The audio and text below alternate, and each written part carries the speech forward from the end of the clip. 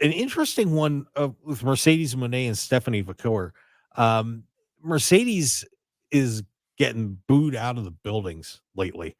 And of course, Dr. Britt Baker shows up, and eventually she revealed she had a mini stroke, which Mhm. would explain a lot of why she was out. Of course, she had, all sorts of injuries and stuff and terrible problems with her back and hip, but that mini stroke would explain the 10-month absence as opposed to her only being out for a few months.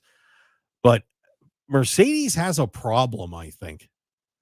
I think everybody's a little surprised that she is not getting the reception that everybody. I'm not, because I figured something with that.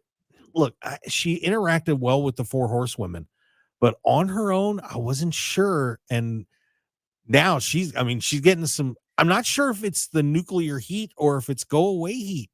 I don't know, Stu. I think it's a mix of both, quite honestly. But when she came in AEW, look, she's been signed with AEW for what, 4 months, and they just now had her first match, or well, back at not Forbidden Door, their last pay per view. You know, Waited too and long. this yeah, it's I don't know, and her build, her character in AEW, this isn't Sasha Banks.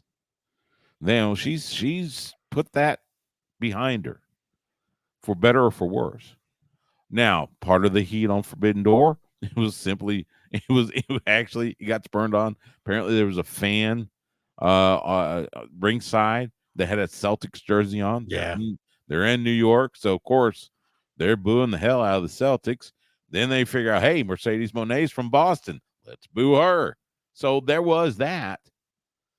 But look, she has not made the splash that I think Tony definitely was hoping for, and I think a lot of people were thinking it would happen. Um, her journey in New Japan got derailed with the ankle injury. She was on the shelf for close to a year. It's yeah, And it's I, just, and and I think I'm not great. I'm not thrilled about her. I think they rushed this whole thing with her too. I Mhm. mean, I think she should have wrestled a little bit more. It's just, look, I'm not in the room, as I like to say, but she should have wrestled a couple matches before she did. And then you put her against Willow Nightingale, which, would have been a nice feud down the road, but then you put her right in the heel position because everybody loves Willow. Mhm. And now all of a sudden you're going to put her right up against Dr. Britt Baker returning, with her return. I think they should have taken a little more time with her. Plus, this, to me, putting the TNT title on her doesn't.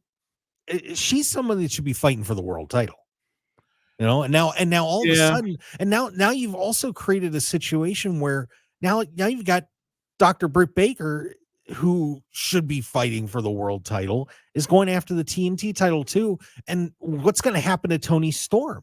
Who's going after Tony Storm now? You got it's going to be Mariah May and Willow. Okay, so Willow's going up, but now you almost have a tier where who's the better champion? And it's weird. I mean, it's the roster is getting stronger, but is it? I don't know. It's an odd dynamic as to who's where on the card. Yeah, You it see what I'm is. saying?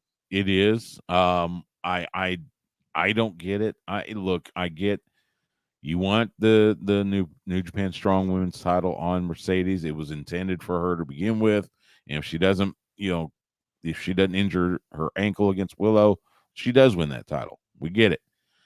But yeah, at the same, and you mentioned Britt Baker. Look, between Britt Baker and Adam Cole, dear Lord, Mm. what they have gone through in the last couple of years with injuries and the mini stroke and everything,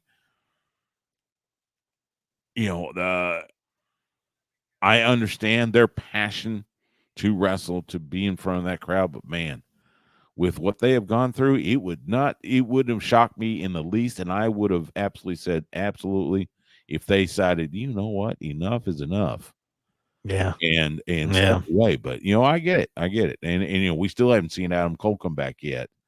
No. Like you said, just now, Britt Baker coming back. It is a little bit of a cloudy situation with the women's division, with the world title and the TBS title, but yeah, they'll sort that out, I guess. They've got 6-7 weeks between now and All In London, then a couple more weeks after that with All Out in Chicago. Yeah, it's a very intriguing situation. So we'll see how this all turns out.